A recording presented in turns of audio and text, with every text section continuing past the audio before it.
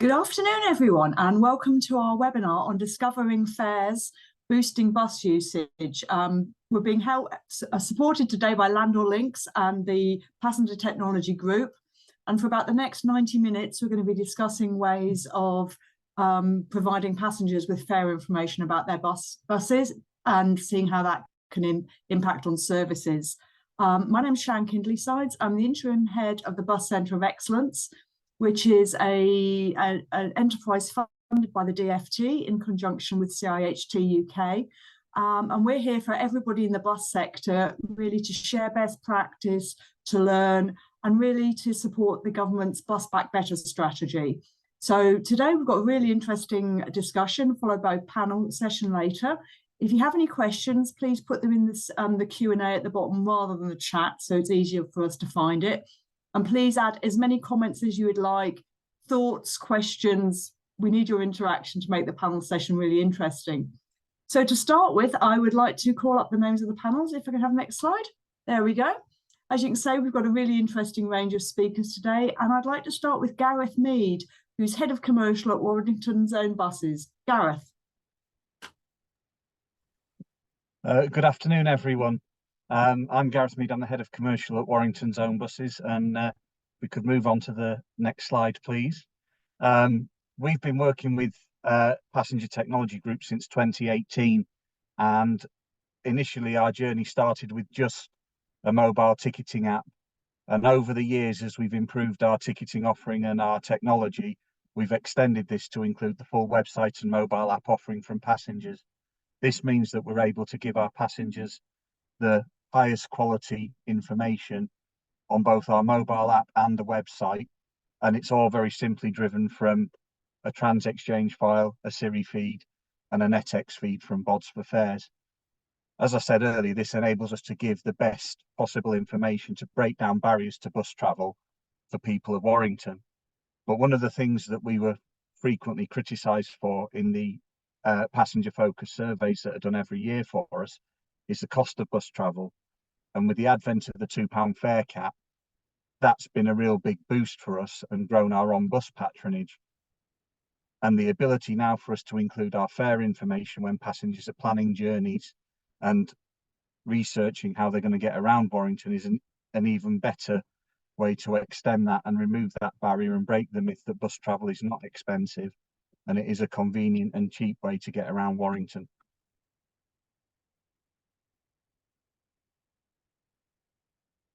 Sorry, and I think what's been great for us is the journey that we've had with passenger of growing that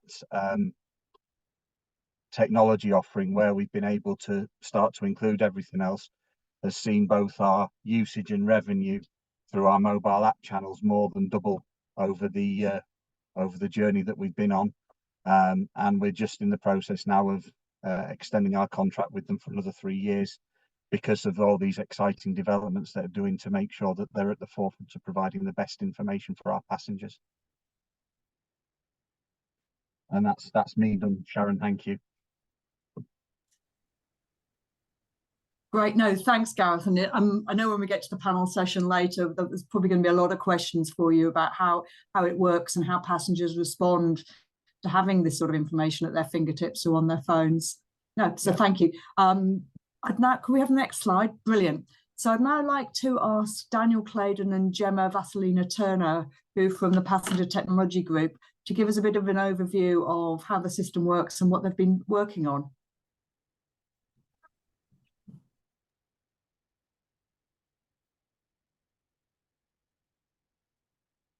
Hello everyone, you should be able to see my slides.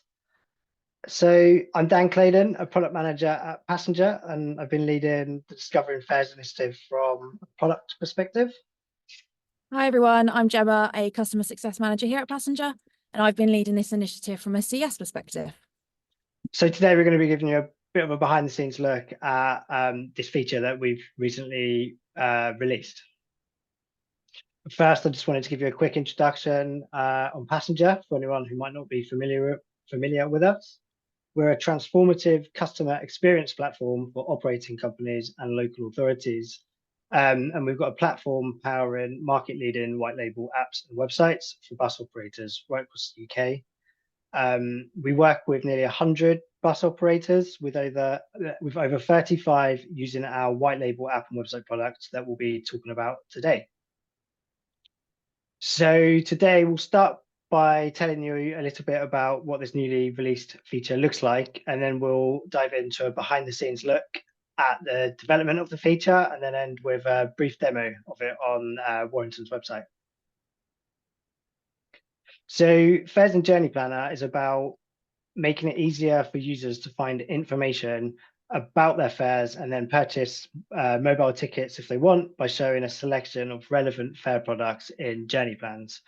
We released this across operator apps and websites on 12th of February, so we're 10 days in, and here's a quick rundown of those features. So we're going to show, or we are showing select fare information within our existing journey planner capability across operator apps and websites. When doing a journey plan, when you see results and compare different journey plan options, we'll show an indicative from price on each journey plan result. And then when you click into a specific journey plan, we'll show a more detailed breakdown of fare products, including on-bus fares. So at the moment, we'll show single and return fares for that journey if we can find them, and we'll combine singles and returns for multi-leg journeys. And all of this data is powered by NetX data that's made available through Bods. We'll also show a selection of mobile tickets that are valid for that journey too. We'll show up to 2 tickets per passenger class, the cheapest single ticket and the cheapest day pass. And these are determined using ticket coverage and the time and date of the journey plan. And to make it easier for passengers to find tickets that apply to them, we group all tickets by passenger class. Operators have not been able to look at their NetX fare data in detail before, so we wanted to look at how we could help enable them to understand their data. Our aim is for operators to feel as comfortable with their NetX data as they do with their TransExchange. So in order to achieve this, we needed to build some fare preview tools in Passenger Cloud. For those of you that are not aware, Passenger Cloud is our back-end system, which gives operators what they need to manage every aspect of the app and website, from customer information and ticket products to scheduled and real-time data. We have been continuously developing these tools throughout the process, gathering feedback from operators as we went, and this has helped shape and define the 3 fare preview tools which we launched at the beginning of the year. So the first tool we have is Preview Fares in Journey Plan. Some journeys have multiple on-bus tickets, as well as tickets with validity for certain times of day. So we created this preview tool to make testing those tickets easy. You can search for a specific bus stop or a general location, and you have the ability to choose if you want to leave after or arrive by a certain date and time. Once you click preview, we will then display all the relevant mobile tickets and on-bus tickets for that search criteria. This gives operators the ability to view what results would appear for the customer on the front end for that specific journey plan. The second tool we have is Preview NetX Data, where you can view fares between 2 stops on a line. This is useful for understanding the completeness of the uploaded data. Once you select a line, all the stops associated with that line will then be populated, where you can select a start and end stop and then click Find Fares. We'll then display all the single and return fares related to that journey from the fares data. We'll also show which mobile tickets will be displayed in the journey planner for that journey as well. And then the final tool that we have is the Fare Triangle, where you have the option to export either a stop-to-stop or a zone-to-zone fare triangle for a specific line and product as a CSV. This is a really great tool for quickly checking the fare data across an entire line for that chosen product. Thanks, Gemma. So that was a quick overview of what was in the release, and now we'll go into a quick behind the scenes to explain a little bit about how we approached this initiative and give you a little bit of insight into some of the decisions we had to make and our thinking along the way. As with any big initiative, we started with discovery and we asked ourselves questions like, why is this important? What have we done in the past and what can we learn from this? What do operators think and know? What's the state of fare information within the wider industry? What options have we got for getting fare data into our systems? Who does this benefit? What problems does it solve? And what approach should we take? But first, I want to refer back to this line from Bus Back Better in 2021, because it gives us quite a useful framing. It says, bus should be easy to access via journey planning websites and apps, with everything passengers need to know at their fingertips, including times, accessibility information, fares, and live running. There's also reference elsewhere about the keenness to demystify bus services for non-users, which is particularly interesting. One of our activities included doing an analysis of the situation, both internal and external, about fare information. And here are some of the key points. So it's been one of our most requested feature developments in the past, probably since the existence of Passenger, actually, I think. And we've understood the potential benefit of sharing fares for quite a long time, but solutions haven't really been feasible until quite recently. And one of the key reasons for that is that as a platform, we really need to consider that any approach we take works across as many of our operators as possible. But we have done some prior custom development in this area in the past. So we had a web-only fare calculator in place for Nottingham City Transport and 3 other Go South Coast brands. These were 2 separate custom-built tools where customers selected the service, the start and end stop, and then the on-bus fares were displayed to the customer. Whilst this was a good tool for customers to check their fares between 2 stops, as well as for customer service teams to refer to for price queries, it did require a lot of work in the background. Operators spent hundreds of hours working to get their data into the correct format for us to consume. As there was no testing or previewing tools available, it meant that if there were any issues with the data, they wouldn't know until it was live to the customers on the front end. They would then need to quickly debug the issue, update the data, send the new file over to us to then upload. All of this was very time consuming for everyone involved, and it wasn't very effective. The data itself did not correlate with network data, meaning it would have been very difficult to incorporate fares and network data together. So then in terms of analysing an external situation, we knew that the Bus Services Act required bus operators in England to have fare information published in the NetX format, and that's supported by Bods. And because of this, ETMs like Ticketer and other parties like Iridium are helping operators produce these data sets within England. But last year when we started, the situation was a bit less clear to us outside of England. Well, that is appears to be resolving itself a little bit. It's worth mentioning that from our analysis, Stagecoach are displaying point-to-point fares in a really useful way to their customers, although I don't think that consumes NetX.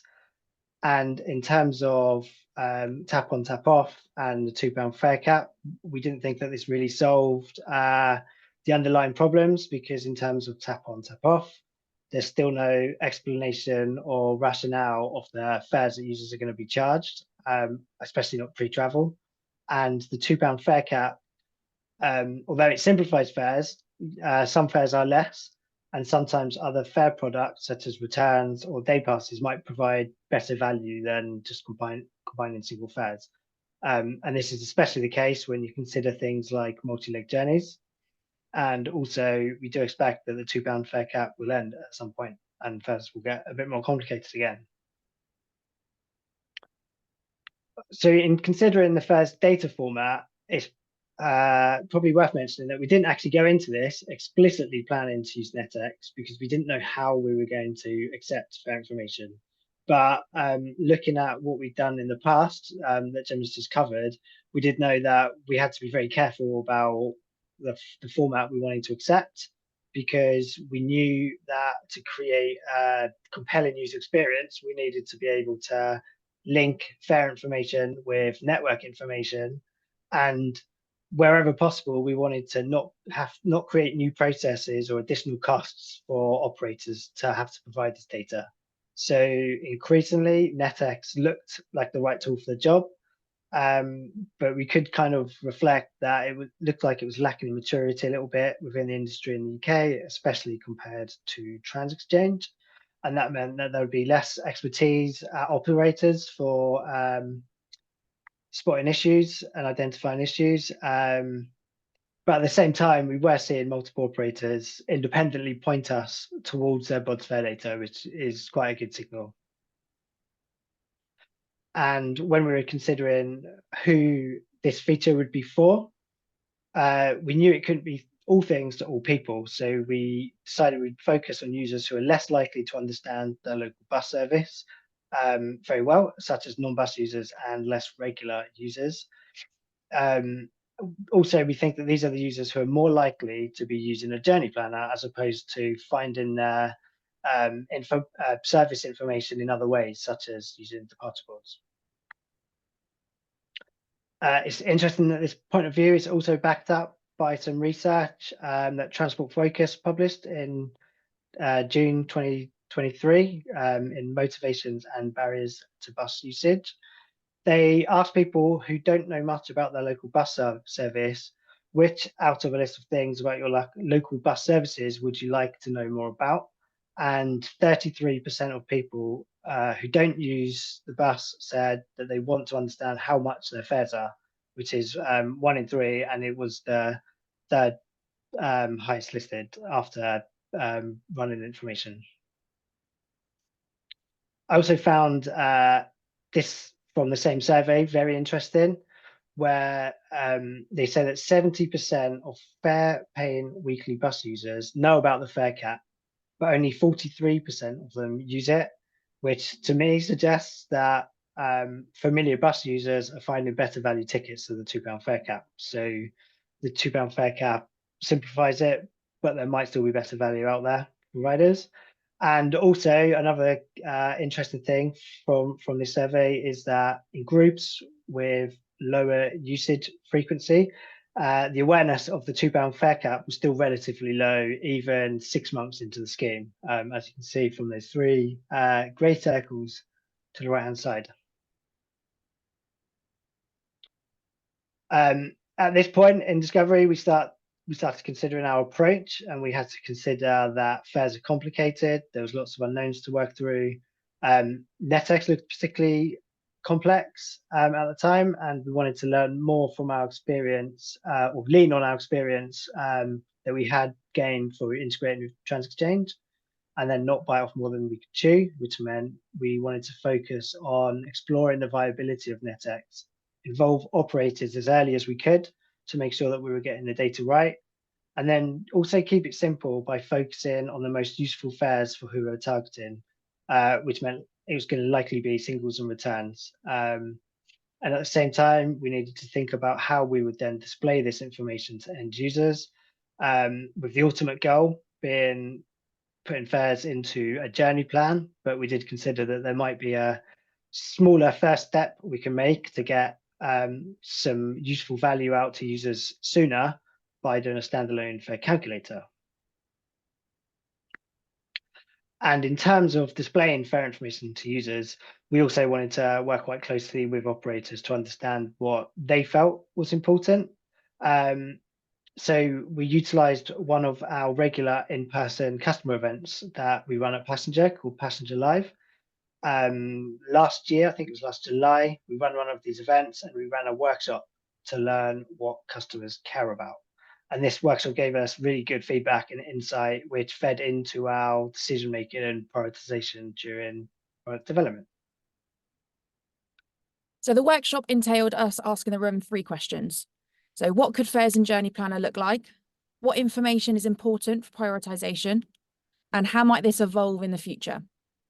So we then handed out worksheets that looked like this. So you had an empty Journey Planner result list, an empty Journey Plan, and then we gave them just an empty phone screen for them to get a bit creative and fill in whatever they wanted.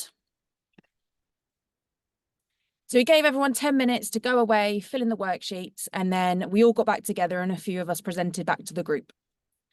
Some of the key things that the room said was important to them was showing the from price in the initial Journey Planner search. So this is like the example on the left here. From conversations when then presenting this back, it was clear that the from price shouldn't be misleading by showing the price of a child ticket, as that would be the cheapest, but instead showing adult from. This is then setting the expectations for the customer. They wanted to have a buy now button for customers to easily purchase specific mobile tickets, which you can see from this example. You can also see that in this example, they illustrated a call to action at the bottom of the journey plan, which is exactly what we did. They wanted to show multiple ticket options, such as single and one-day tickets, as we can see from the example here on the right. And finally, everyone mentioned wanted a clean and simple design that customers could understand easily. We were really pleased that the feedback we received was aligned with our own ideas of what Fares and Journey Planner could look like. And then moving on from discovery, we had to get started with product development, and we realized we needed to focus on resolving the biggest question first, which was, can we use NetEx fare data from Bods? So to resolve this, we built a fare calculator into Passenger Cloud, our back office system, so that we could work with some operators to understand how complete and correct the data is. And we thought that this might also feed into our decision about whether or not to do a user-facing fare calculator as an interim step. And this brings us to our next phase, which is feedback. So we do not know the intricacies of our operators' fare data, which is why we really needed their collaboration so that they could test their fares in our newly built fare calculator. This stage was all about figuring out what we don't know, understanding what would be valuable to them in order to test their fares, and most importantly, how can we make it as easy as possible for them? So to start off with, we only wanted a couple of operators to test our first iteration, and we were grateful to Nottingham City Transport and Oxford Bus Company for their time and effort that they spent on this. Straight away, they provided really valuable feedback, and some of the things that they picked up on was the fare product names that was being pulled through were not very customer friendly. We were displaying shadow fares. There were user experience and technical issues. The line name and directions were not very clear. The stop names didn't match what was in the trans exchange. Some of the lines were duplicated, and we were not able to display multi-leg journey prices. And this feedback took us back into product development for another iteration, and we had to consider a few key things. And here are some of them. So we had to ask ourselves whether or not it was worthwhile investing in addressing some of the issues with a fare calculator approach when ultimately we wanted to end up at Fares and Journey Planner, where some of these issues just wouldn't exist because of the different user experience. There are some issues where we had to ask a sort of philosophical question almost around, is this for us to solve, or for data producers to solve, or for Bods to help resolve? And that was really a case of balancing pragmatism versus idealism.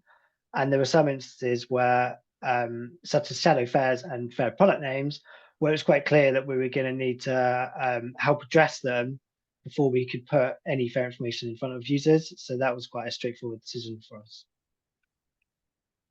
And then at this point, activities across both sides of the project really started to emerge. So in terms of showing fares to users, we realized that it was more effective to just skip straight to showing fares in Journey Planner. And to make sure that was the right decision, we focused on an initial lightweight working prototype that was as simple as possible that we could then iterate on to incorporate some of the things we learned during discovery and ongoing operator feedback. In terms of fare data management, we knew we had to build tools to help hide fare products like shadow fares, rename certain fare products so that they were more customer friendly, and then improve the fare data review tools by including a fare triangle export to help support like a bulk check-in of fare data, and also incorporate a journey plan preview so that operators could better see what end users would end up seeing. So we tested all that we could with the Fares in Journey Planner iterations, so it was time for us to go and get more feedback. We had test builds ready to share with NCT and Oxford so that they could test their fares with the new tools in Passenger Cloud, whilst being able to see what the customer would eventually be able to see on the front end. In the screenshots here, you'll be able to see a very early iteration of Fares in Journey Planner. Again, we collated all the feedback that we received, and some of that included inconsistencies with mobile tickets versus on-bus tickets. We had some feedback on the language that we were using, and we learned about the challenges around multi-operator and special services. With this feedback, we had to go back into product development. We then went round this cycle a good few times until we decided that we were ready for more operators to come on board. Of course, with more operators meant more feedback, which meant more learning and even more product development. So we went round this cycle even more. We did start to see a pattern in the feedback that we were getting, which gave us a real clear vision of what needed developing. So we had showing single mobile tickets. So it became very clear that this was important to operators. So we expanded what mobile tickets we displayed by adding in the single tickets. Changing the order of the preview tools. So initially we had the preview NetX tool first, but we noticed that the fares and journey plan preview was the tool most used. So why not make that one the first one that they see? And then the last one, excluding mobile tickets. So early on, we had the ability to exclude it for on-bus products from the search results. So we needed to have the same option for the mobile tickets. We had such a brilliant response from all of our operators who put the time aside to test and provide feedback. And we are really grateful to them for that. And then we got on to the next phase of the initiative, which was release. And that was because we got to a point where it was quite clear that to keep getting more and more meaningful feedback, we need to think about how we could get this into the hands of real users. And given the complexity and potential impact of this initiative, we knew there were some special considerations we needed to make as part of this. So we couldn't treat this in the same way we might treat other releases that we do at Passenger, partly because many operators already had access to some of these tools because we've been working really closely with them during the development. And so we really need to think about how we could switch gears from kind of an experimental feedback gathering exercise into a launch production ready exercise. And we needed to consider the work that operators would need to do to prepare for the release, which included uploading and reviewing their on-bus NetX fare data, as well as making sure that their mobile tickets are configured correctly within our systems. And all of this meant that we needed to give a bigger than normal notice period because we wanted to give as many operators as possible a chance to be ready for launch. And in the end, our release plan looked a little bit like this, where before Christmas, we communicated our intent to release Fares and Journey Planner in 2 parts, with the first part being released at the beginning of January. And this would be the changes in Passenger Cloud for importing and reviewing fare data. And then the second part, which was on February the 12th, was a launch of Fares and Journey Planner to end users across apps and websites. And for on-bus fares to display, that would mean operators would need to have published their fare data in our back office system. So as Dan said, we knew this was no normal product release, which is why we wanted to create a fares onboarding plan. We did know what a big task this was going to be for our operators, so we wanted to break it down into small sections to make it as manageable and less daunting as possible. Each operator at Passenger has a dedicated customer success manager who took them through the onboarding steps that you see on the screen now, helping out as much as possible to get them ready for the launch. So yeah, on February the 12th, we launched our feature, which we call Fares and Journey Planner. So that's mobile tickets and on-bus fare information if operators had it published. And eight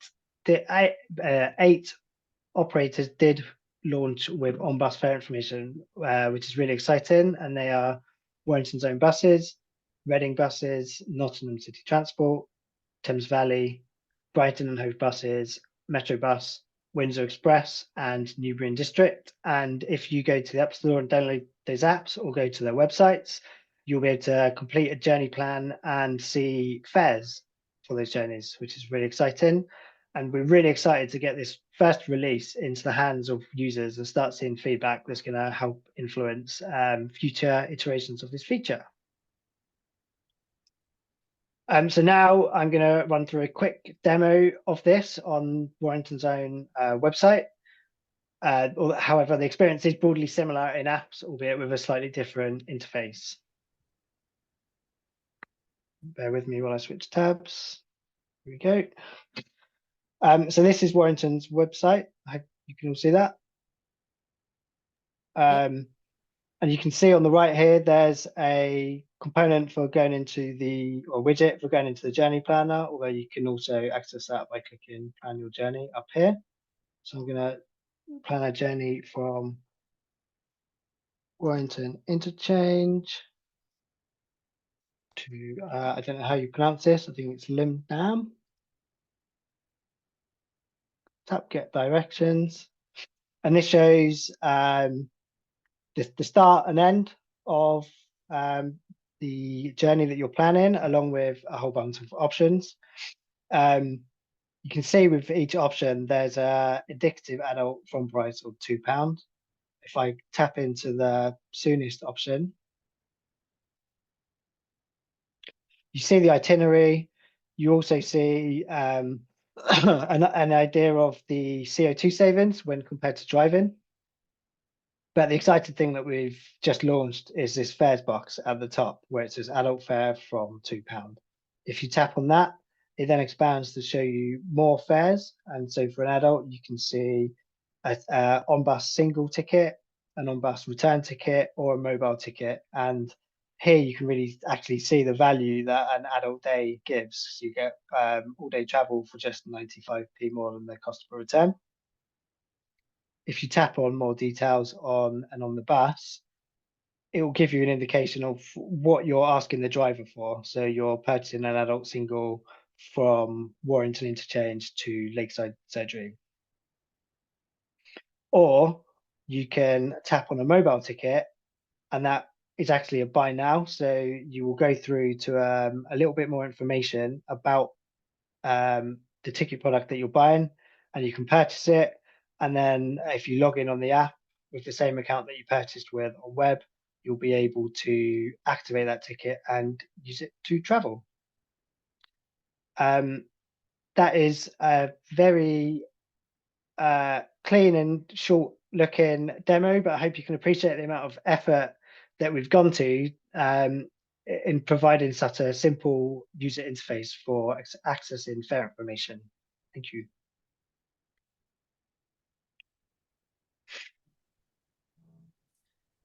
Great. No, thanks, Dan and Gemma. And just before we go on to Ben, Gemma, there was a question about what the fare triangle is, as it seems quite relevant to the presentation. Do you want to just jump in and explain? Yes, yeah. So that gives a fare triangle is all point-to-point fares for a certain product on that certain line. So say the number 1, if you were to download that and select an adult return, it will show you all the prices point-to-point for that line. Yeah, excellent. Thanks.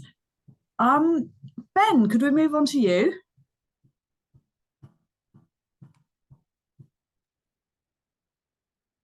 Hi there, just setting my Zoom There we up. go. Yeah, I'm just going to get my screen ready. 1 second. Thanks. Okay, that should be sharing now. Is that visible? Great. Okay, so I'm going to take a few minutes to talk about Bods and talk about fares and how this fits into the good work that Passenger are doing.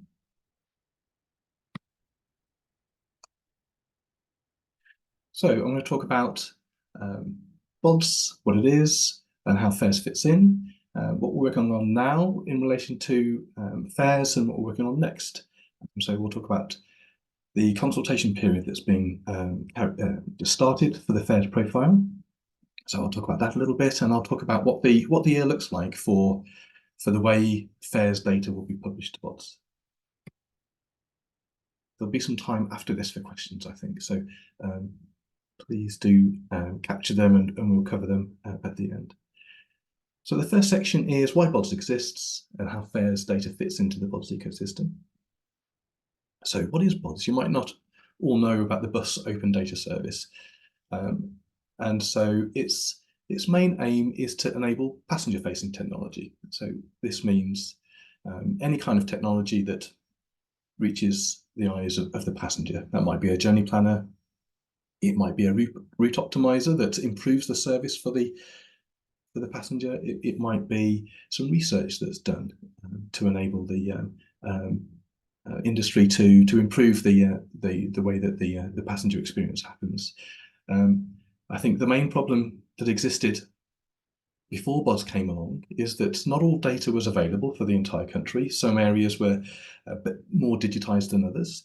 And if it was digital, if you did have some kind of data for the timetable or anything else, it was in a real mixed bag of formats. And so people and technology firms that were working with that data, they had a hell of a job every day to get data from across all the different operators and all the different places it's available, handling all the different formats that it's in. And if it was in TransExchange, it might be in different versions of TransExchange, and there might be different sections there. It might or might not talk about bank holidays, and it may or may not talk about term times for schools, and it might talk about those in different formats and different styles. So it was a real daily challenge to handle all of the data in all the different formats it was supplied in, to keep your own view of what the country looks like when it comes to timetables. So what Bods is hoping to do is, and what it's aiming to do, is to standardise that data in a complete, timely, and accurate way.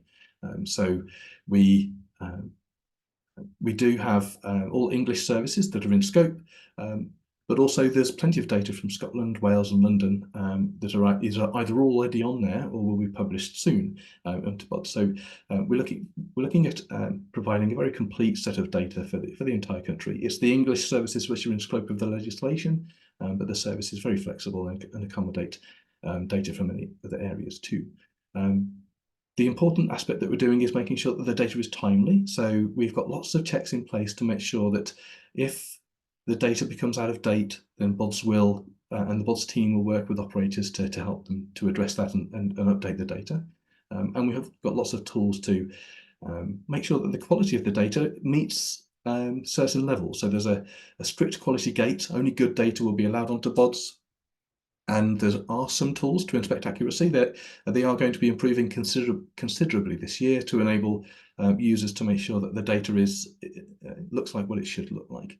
So the aim is to provide complete, timely, and accurate data to the likes of passengers so that they can help their users and their passengers and their operators to have a good experience. So fares fits into this in a really important way. The data is crucial. It's, I think, the most disruptive form of data to help the industry be more competitive, but also the most impactful type of data for passengers. I think if the data about how much your journey is going to cost isn't available, then a passenger's going to think twice about taking that journey. It might be because they've got some anxiety about how much that journey is going to cost. Will they be able to afford to get home at the end of the day? Will they be able to get on the bus and confidently afford the fare that the driver will ask for? I think it's not a given that every passenger will confidently step on a bus and either know the answer or be prepared to pay whatever is required. So removing that anxiety, making that data transparent, I think is really important for passengers to confidently choose the bus as a form of travel. So what we're working on now is how to make sure that the data can be supplied in a straightforward, applicable way for everybody involved. So we're doing an internal review of the Bods fares profile. That's done. So from a technical perspective, it's been through the eyes of the experts and some good feedback has been provided. And now we're going through a wider consultation period. So let me talk about that a little bit. So the consultation period has started. There was a first meeting earlier on this week, and there'll be a follow-up next week on the 29th. Make sure that you take part in this. It's for all stakeholders. I'm particularly interested in making sure that it's an accessible profile. The feedback so far is really good. I saw some comments in the chat here, and I've seen comments from elsewhere saying that this is turning what was before this profile, this Bods profile. There was documents that were nearly 1,000 pages long, very dense, very hard to get through, very hard to understand what it means in reality. And I think that the good work that's been done by Stephen Penn has meant that we've now got a really straightforward document that really describes in a complete way how the different concepts carry across to Bods, and how different structures of data can be supplied. So it's going to be really important for you to make sure that it suits you as a user. You might be an operator or a local transport authority or a consumer or a technology supplier or anybody else that's interested in the way that fares data is supplied. And this is an open consultation period. The sessions are open for anybody to contribute to and to ask questions. And the mantra I often express is there are no stupid questions. If there's something you don't understand, others probably don't understand either, and are really pleased that you asked the question. And I think if we can make this as open for everybody, then I think that it'll be really helpful to make sure that we use this consultation period to do as good a job as possible. But so far, I love the Babel fish analogy in the chat that I've seen, and all other comments I've seen is that Stephen Penn has done a really good job on this. So very well done to the work that's done so far, and I want to make sure that this goes across the finish line and we end up with a profiles document that really has had the contribution from the industry to make sure that we together make a success of this. So what is a profile? To use the term in the document is to specify consistent use of elements and a minimum level of data points to create a higher quality and standardized data set. So this just means it's a very succinct and very clear data set. We want to make sure it's fit for purpose. Is it accessible? Can you read it? Can you understand the terms that are used? And this will be a careful review from all stakeholders. So make your voice heard, get involved.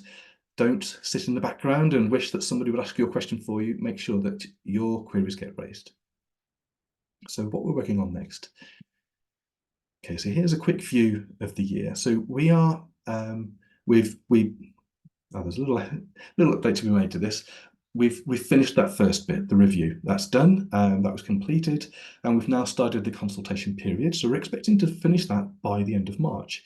So this means we'll have those conversations, we'll make those updates and share those updates with the industry. And this leaves April, May, and June for the suppliers to work on that updated profile. So this means the likes of Ticketer and other companies that provide fares data, as well as the DFT supplied tool to generate the required data for all of the different types of products and all the different type of arrangements that fares can be described in. Then in the third quarter of the year, we will validate this data, make sure that it meets the profile that we're working on in March. So what this means is that we will feed back to the operator and to the supplier if there's any problems with the data that's been published, that's an attempt to meet the profile, so that eventually when we get to the end of the year, all the data being published is compliant. It all meets the definitions and structures and contents that are described in the profile, so that we can quietly remove any data that isn't compliant as a cleanup exercise and block any additional data from being published that isn't compliant, so that by the end of this year, we've achieved where we are with timetables, where all the data on Bods is completely structured and compliant and meets the requirements of the profile. So any consumer, like passenger, that's dealing with that data from 2025 onwards will only be able to find very accessible, very compliant, very well-structured data for fares on Bods. Okay, there's a short session for me. Looking forward to the questions section here. So please do ask anything that you'd like to ask me or the other members of this panel. Oh, thank you for that, Ben. And I saw in the chat there was some links. Would you like to quickly explain how people can get involved in the consultation? Yeah. Very helpfully, thank you, Dan. There is a link there in the chat. Yes, 29th of Feb. There's a link there that will enable you to do that. There is an Eventbrite meeting that will be held on Teams, but the invitation can be done through Eventbrite. So let me put the link in there for the Eventbrite meeting on the 29th as well. So let me just put that in the chat for you. Oh, that's great. And while you're doing that, could I ask everybody else to come back onto the onto the screen as well? That'd be great. Fabulous. So we've had some really interesting questions sort of popping up as we were talking, and I think I would like to kick off and how have passengers responded. First of all, how have they been made aware that this data is available to them, and then how have they responded to having it, and how are you monitoring, or how is it possible to monitor if they've looked at the fare structure and then made a decision based on it rather than the one they thought they were going to buy? So there was a multitude of questions, but it would be interesting to know how's it gone down with passengers. Either Dan or Gemma, because I don't think Gareth's back yet. I think that's a very big set of questions. And so we're monitoring it through some analytics, but we're kind of only a piece of the puzzle, if you like. We can't really see the bigger picture that an operator can see in terms of patronage or customer support contacts that they're getting around fare information. But what we do see is what operators feedback to us, and so far all the feedback we're getting is mostly like quite positive. So yeah, I think we're confident we're heading in the right direction, albeit it's still very early days. Oh, excellent. Right, I'm going to have, there we go, that's better. I'm going to have a bit of a flick through some of the questions we've got. So one of the questions is about, will the app be able to give details of multi-operator tickets? And the example that's given is the Nottingham Robin Hood ticket. So how does it work sort of across different operators? If I'll take that one. If they've already got a mobile ticket set up in Passenger Cloud that is multi-operator, then yep, that ticket, as long as it's eligible for that journey, will be pulled through, and then it can be used on the others as well. Okay, now that's interesting. I'm having a look. There was another one that was about what proportion of passengers or journeys are app influenced, but I think we might wait for Gareth for that one. I think this might be for you, Ben. Is there likely to be the same level of support for fare info in the GTFS version of Bods along with Trans Exchange? And you may have to explain some of those abbreviations. Sure. Yeah, so GTFS is a really easy and accessible form of transport data. It's mainly used for timetables and for location data. So you got it's GTFS static is for the timetables data, and GTFS RT is for the real-time data. And so it's, instead of an XML file, which is the form that's used for NetX and for which is for fares and for Trans Exchange, which is for timetables, these are quite the NetX and Trans Exchange structures are quite complex. They allow lots of detail to be supplied, but there's a steeper learning curve to becoming familiar with that data. Whereas in GTFS, at least when it comes to the static data, it's a comma separated file. You can just open it in Excel and look at it really easily.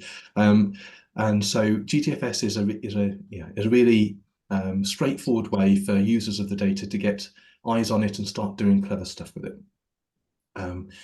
And fares data will be introduced into it later on this year. So yeah, Bods does supply a form of timetables and real-time information data in GTFS format, and yeah, fares will be included in that shortly. I don't have exact timelines, but it will be it'll be before the end of the year. Ah, excellent. And then another data-related one from Neil McKinnon. Are you developing functionality to create marketing collateral from NetX, for example, a zone map showing where a ticket product is valid, which makes me think a little bit of the zone map on TfL's underground network? Well, our ambitions for this aren't probably as aspirational as that. I really like the idea, though. The first thing that we do have on Bods is intended to enable an operator to check the accuracy of it. And we've got some improvements to make. The map on there at the moment will show some information about the fares file, but we've got lots of ideas on how to improve that. And it will show zones, and it will show other information. We'd like to show fare stages on there. We'd like to show all the information that enables the operator to make sure that the data is accurate, because it's easier said than done to confirm that.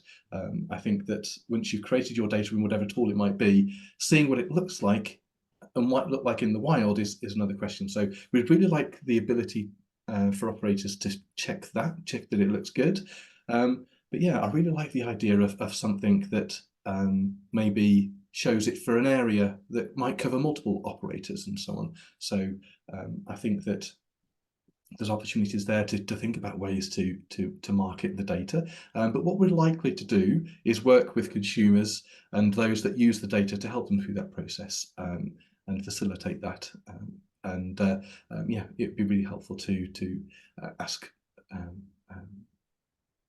the people that are interested in contributing to that to get in touch, and we can talk about it. Oh, no, thanks.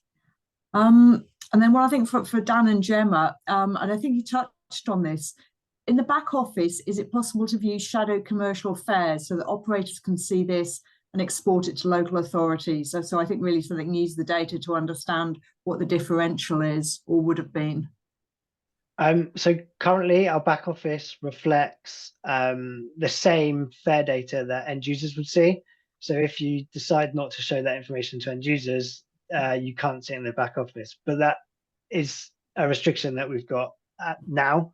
We're going to continue iterating based on feedback from operators. So if we find that's valuable, there's kind of no real reason why we can't look at it in like detail.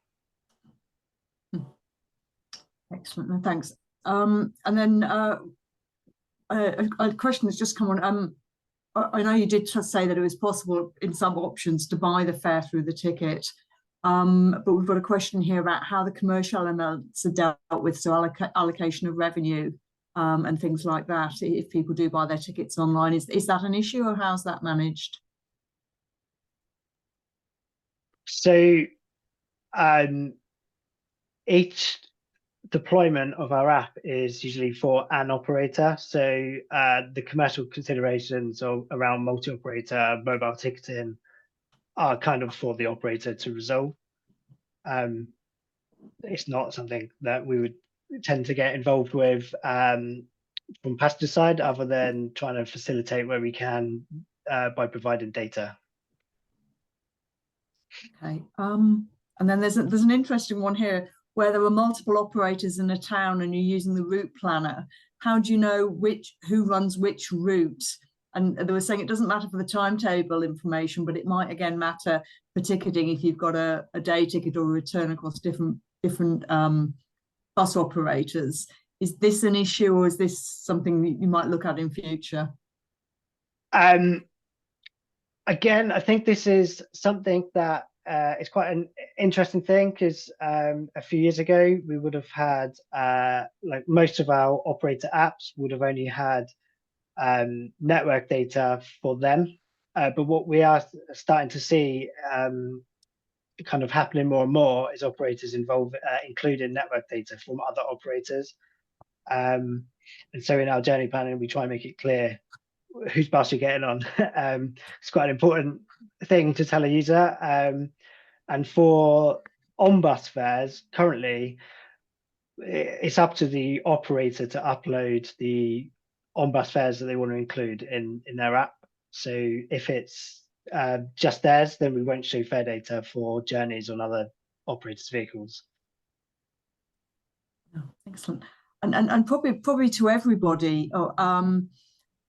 Obviously, we've been talking about the £2 bus fare, and I don't really want to touch on the specifics of it and its ongoing lifetime, but how are large fare changes managed to make sure that all the data is consistent? Because you could imagine there might be a bit of delay with it getting uploaded in one position, or, you know, there seems to be all manner of risks. How do you make sure that the data is valid and relevant and comes on stream at the point in time it should do?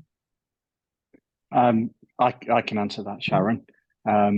We manage the upload of the NetX file into the back end of the passenger system, which is called Passenger Cloud. And we can set that to go in and publish it to go live when we make any changes that affect our NetX files. Oh, cool. Anyway, thank you. Welcome back, Gareth, just in time. I did have a question for you that I mentioned at the start, and it's all about understanding how passengers have reacted to having the fare information, and is it changing their behaviours? Are they doing things differently to what you've expected? And how are they giving feedback to you?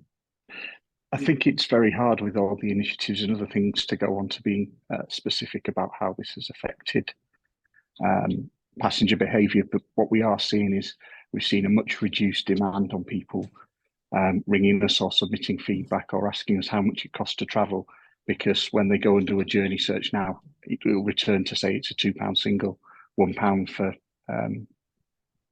kids, and also give the price of a day ticket or a weekly ticket if it's relevant to that service. And how are the drivers finding it? Is it again cutting down people coming on the bus going, oh, sorry, driver, I don't know how much I need or where I'm going? Yeah, I mean, I think we've seen a massive swing. We put contactless ticketing in July 2020, and we went from less than 1% of our transactions contactless to up to 65% last week. And what we're seeing is much faster boarding times because people are just getting on and going, well, I know it's £2 already, or there's less queries with the driver, or they've got a ticket in the app already, so they're just scanning a QR code, and it makes life much easier for our drivers. There's not a lot of having to think about where people are going, what's happening. Yeah, no, excellent. So I'm just going through some of the questions. I mean, generally, if somebody was considering putting fare data, I mean, I probably know the answer is, if someone was considering putting fare data on their journey planner, is there anything they should think of that wouldn't be immediately obvious to them, or anything that surprised you? I think probably the one thing to do is just to make sure that before you do publish it into a live environment, you do test it thoroughly to make sure that there's no oddities being thrown up or other bits. But other than that, I'd encourage anybody to make sure that there's fares information on your journey planner, because it's another way to remove that barrier to bus travel for passengers, but also it helps drivers, it helps speed everything up. No, excellent. And probably going back to Dan and Gemma again. So you've had online systems and you've had apps. Obviously, different demographics of people will be happier with different approaches. From your back end, do you see any data or how people interact with the systems to see if there's any preference in the way that people deal with it, or is it quite general and people are using both systems almost equally? Do you mean in terms of whether there's a preference for using an app over a website? Yes, yeah. I think there's some interesting sort of patterns that we do see, but generally, I think app usage for general journey planning and things like that is much higher than web, because I think the context of people moving around, and it's usually frequent users that are using the app. However, on web, well, I mean, what's also interesting actually is that on web, it's usually at mobile pupil sizes. So people are probably discovering the website via Google, using it on their phone, doing journey plans, and then discovering the app and sticking with it. I think that's sort of anecdotally what we think is happening. We currently still produce paper timetables as well, because we recognise some of our customers prefer that. But we've done some work with some of the elderly groups within Warrington, and it's quite surprising at the number of people that have said how good the app is, how easy it's to use. They've already got it downloaded, they're using it frequently just to plan their journeys. So I think it's great that we've seen a real take up of it across all age ranges. And how have you promoted it? Have you made I saw a question there about people need to be aware of it to know it exists. How do you promote it and market it so people know to find it? So we tend to try and have a steady stream of stuff through social media, but we've also got the travel shop at the interchange, where we've got static displays saying, this information's in our website and our mobile app. Even in our paper timetables, we're pushing people to use the digital versions because it's the best place to get the most up-to-date information, because they can see the buses moving, they can get stop countdown, they get service updates and various other bits. So, we're trying to take that approach of pushing it as much as we can everywhere we can with people. Yeah, excellent. And I know, Gemma, you were talking about the worksheets you had people doing at workshops. And there's a message here from Catherine Smith's. Oh no, I think I've lost it. It was talking about integrating user groups. So when you were doing your workshops, who you were talking to, and what sort of groups did you involve, and where did you find them? So this was at our customer event where our operators come along. So yeah, it was a room full of our operators, marketing, commercial, people like that. So yeah, it was people that we already work with. And then yeah, gave them the worksheets to go out and fill in. Yeah. No, that's excellent. And did have you involved any of, I don't know if Bus Users UK are on the line, but anybody like Bus Users UK or Transport for All, when you were looking at it, to get their sort of inputs? Dan, do you want to take that one? So what we tend to find is that the operators that we work with tend to be really close to their own customers, and bring really well informed sort of insights to the table. And I think I can't speak to which operators work with which customer groups or user groups, but we tend to find that they do. However, it is something we want to increasingly look to do ourselves, get closer, as close as we can, basically, to users, so we can get their feedback directly. Yeah. I think this is probably Ben and Dan to some extent. So someone's saying that the key challenge with fares data, so Melanie Watson, the key challenge with fares data is operators getting their back offices sorted out. So the data management and the implementation of fares. How will you support this or cut through it by saying, support operators to simplify, manage and implement improvements? I mean, it gets back to the uploading of the data, but how do we make sure that it's common sense going in so common sense can come out? I mean, as the operator, I think we've invested quite a bit of time to make sure things like our trans exchange files, our NetX files, and all of our files across the whole business are as consistent and correct as possible. We keep testing it and making sure that we are pushing out the highest quality data that we can. And in terms of fares, if we haven't got our setup correct in Ticketer and the fares aren't correct in there, then we're not taking the right money. And it's the age-old adage with the system: if you don't put the right information in, you don't get it out. And it's in our interest as the operator to make sure that the right information is there, because that's what drives the cash box at the end of the day. Anybody else want to add to that? I think from our point of view, by putting fair information in front of users, we're helping operators get value from the time and effort and resources they invest in putting this data in. So I think we're helping add that sort of motivation, if you like, to doing it, as Gareth was talking about. Mm-hmm. I'll just add a little bit. I think that the ask, not everybody uses Ticketer, and I think the ask for operators is to do some extra work to publish the data that, like Trans Exchange and NetX, to Bods. And for many operators, the work that they're doing in their back office is disconnected from the software that's used to generate data for the Bus Open Data Service. So, for example, we've got tools that operators can use. They're free, and the fares tool is pretty easy to use, but it is disconnected from the back office. The operator will need to do all of their work on whatever software they're using, or whatever system they have to manage their back office, and then they've got to do that again in some regard to get their data onto Bods. And it's similar with Trans Exchange. There are tools, and we're improving the tools that are available but again, they are a little bit disconnected from the scheduling work and the managing that they might do locally on whatever software that might be. And then if they need to use the free tools that are available to generate that data for Bods, it's the second step to do that. So I think that disconnect is something that does exist.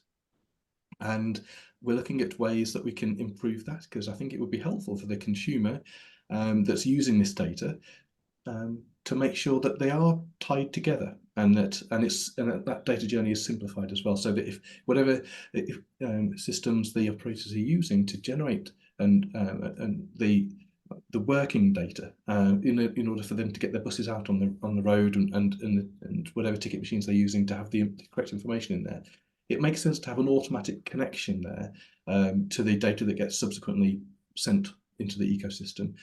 So there is a disconnect there, and it does need to be addressed. And I'd be really interested in talking to operators about how we can do that. So yeah, I really like that question. I think there's a lot of work to be done there to remove that disconnect, and so that two things are achieved. It's a lot easier. Better tooling is provided for those operators that can't access Ticketer to do things in a smart way when it comes to managing the operations. And then as a result of that, it just spits out the data without a second thought out to Bods and out to everywhere else. So it's all reconciling automatically with one another. So keen to see that area improved. But yeah, there's some work to do.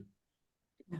No, thanks. I think, Sharon, as well, just to follow on from Ben, I think one of the discussions we've been having as part of our EP and BCIP in Warrington with the council is how can we make a single source of information for anybody that's travelling in Warrington, and how do we bring in those smaller operators into effectively a central website along with the other bigger operators that come into Warrington from out of town, so that passengers in Warrington don't have to think about where they're going for the information, just get it in one place.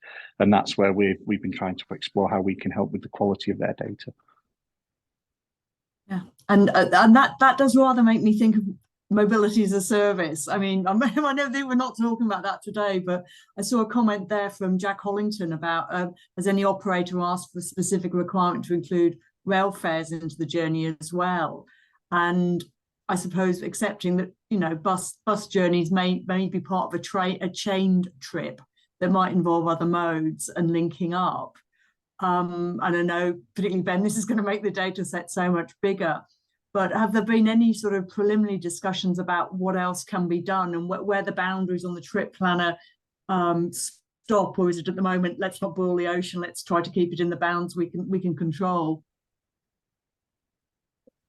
Yeah, it's an interesting conversation. I think that we're looking at ways to get a full picture out, and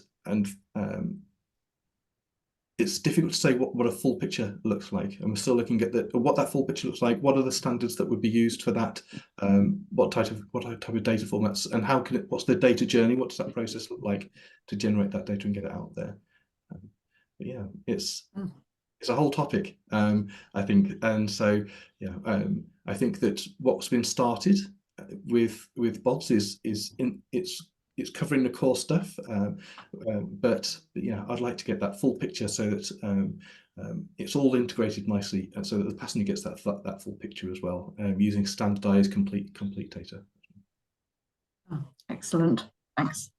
And then Stephen Corston said, why not create APIs within the software to help the data upload once each time? So I'm guessing that would be a permanent feed.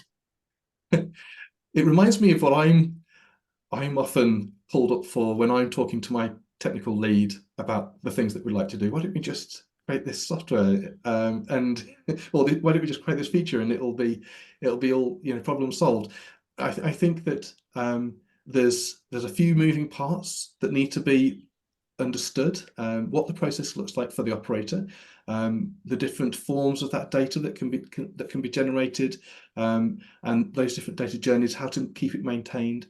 But yeah, I think it's the right direction to look at, so that APIs from different systems can automate that publish into the tools that are available. And so I think that that's likely to be one of the two ways that the data gets through to Bods. One would be the operator uses the tools that they're familiar with already, and it just spits out that data through an API that Bods can set up and accept in a standardized way. That makes sense, but in a lot of cases, operators don't have these tools available to them. It's done on pen and paper or in Excel. And so there's some work to do there for the operators to have the tools made available to them that automatically integrate as well. So I think you're right. APIs for those tools that are already available and pretty good at enabling an operator to manage their operations. If we can integrate those with the second layer of tools that we've got that publish that data to Bods, it really makes sense to do that. So it's just that there's a lot of tools out there, and there's a lot of work to be done, and we're often working with suppliers to do the work that they need to do. But yeah, that will absolutely be the right approach to do that. No, and I sort of when you were mentioning Excel files, I guess part of your concentration is going to be for the smaller operators and people where resources are short. Exactly. It's what's the, I suppose, the minimum amount of data they can easily give you that doesn't create more work than it saves almost. Yeah. Yeah, I really like the idea of providing something which is really intuitive, really straightforward, designed for small operators, that helps them to do what they do on a day-to-day basis and isn't a massive leap from one kind of technology to another, and also means that their data can be published to Bods in an automated way as a result of that, the digitizing of their operations. So yeah, it's looking at what that minimum set looks like. And yeah, that's easier said than done, because I think we've got a patchwork of operators and styles and approaches to the way that operations are managed. That yeah, for some, even if we do get there with the simplest possible form, it's still going to be a leap for a significant number of operators. So yeah, there'll be a significant amount of change to go through for operators to adopt even the simplest of systems. And Dan and Gemma, sort of looking forward, obviously I know you've just launched this, but what sort of next on the development steps do you think? What are you hoping to do next? I mean, we've got ideas, or I've got ideas. Obviously, we're only really consuming a small subset of NetEx Fair data at the moment. So there's always the route of trying to understand more. So like longer period passes, and the latest Bods profile that's out for consultation at the moment has included some information around fair caps and things like that, like looking at how we might be able to understand that data and incorporate that into the journey planner is kind of one route. But we're also kind of mindful of how we can maybe help expand the retail proposition for mobile tickets. You know, there's tried and tested e-commerce strategies that we could apply within the bus industry to help operators help bus operators help their riders get the best tickets that they need for the travel that they're planning. You know, so there's quite a few directions that we could potentially go in, but right now we're looking at what sort of feedback we're getting from this initial release. Oh, excellent. Are you working on anything in particular, Gemma, you want to add? I was just going to say, yeah, it's important. We don't want to jump the gun on anything. We don't want to guess what passengers will want. So we want to wait to get that feedback from our operators, collate it all, kind of what we did during the product development stage anyway. And then, yeah, sort of go through that cycle again. That's not finished now. It will just sort of continue as we go forward. Yeah. So there's a comment from David Winterburn that says there needs to be integration between bus operators and fares. And I think this is where we were before. If you buy a return or a day ticket that might only be valid for one operator, people have to pay again. And obviously it doesn't work in bigger situations. but it's how, I mean, it's absolutely critical. Is there anything we as the industry or the sort of the technical side of things, how can we help the local authorities? Or is this just one where we have to provide support and reiterate? I'll give a first answer. I'd be interested to see what people think. So I think removing the friction is, so it can happen. I think is really important because I agree, these multi-operator schemes make it a lot easier for the passenger. They can just jump on, not needing to worry about what bus it is, what operator's running that bus, as you do have in London. So I think multi-operator schemes are really helpful, and the profile that is in consultation at the moment does, I think, do a really good job of removing that friction. It makes it very easy, and it describes really well how multi-operator tickets can be created and how the different scheme operators can generate this data.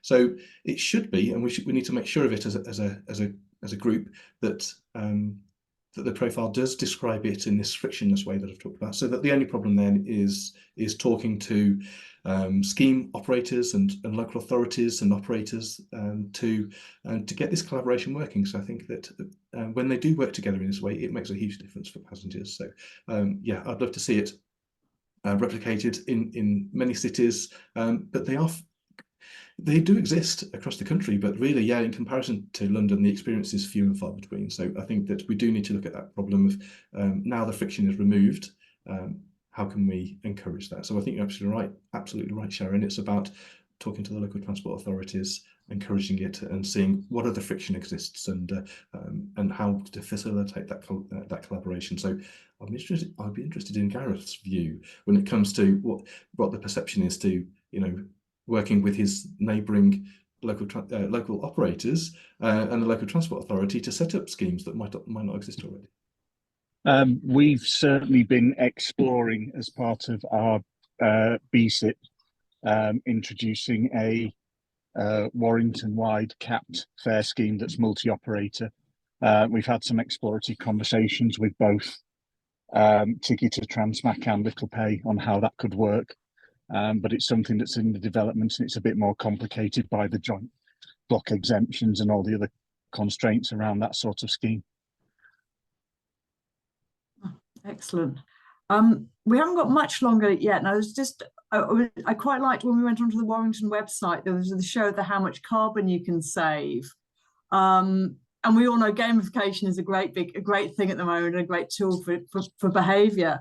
So it does make me wonder, is there some mechanism in here for gamifying and showing how much you've saved over a period of time to make you feel better about your travels?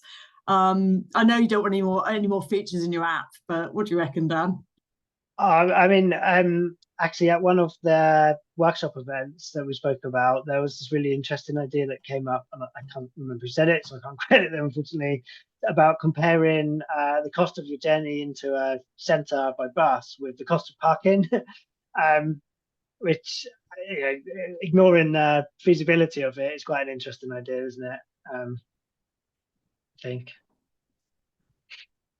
Or maybe we can have that in version 2 next year, and then we can include parking data in Bods as well. That may not. So I think we've been through a lot of different questions. I'm going to flick through, but I think we are.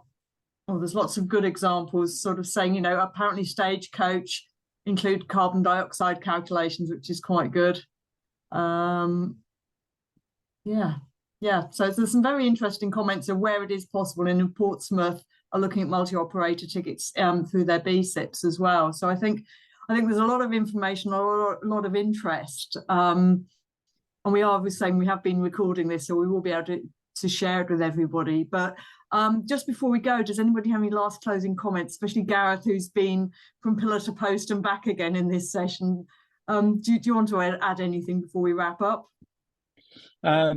No, I think it's great now that there's a very easy way for us to take feeds that we have to create and publish through the Bods scheme and surface them in a nice, easy, presentable way for our passengers, to try and remove as many barriers as we can to getting people back onto the bus and onto the bus in the first place. Excellent. Ben, anything from you? No, thank you. I really appreciate the opportunity to take part in this and look forward to seeing where Passenger takes this. They're really pioneering getting this data in front of passengers' eyes, and really looking forward to seeing what difference this makes to those that are either currently using the bus or are thinking about using the bus. Thank you. And again, I would really encourage everybody to get involved in the Bods consultation. It's in the chat, and I'll make sure it goes on the BCoE website as well, so you can find out more about it. And finally, Dan and Gemma, have you got any closing thoughts you'd like to add? No, just thank you for coming, and yeah, it was lovely to speak to you all today. And Dan? Thank you, Sharon, for chairing a really interesting panel discussion. Excellent. Well, thank you all. Thank you, everybody who's online. I hope you have a very interesting rest of your afternoon, and please keep the conversation going. And yeah, thanks to Landor Links as well for setting up the technology for us. Thank you.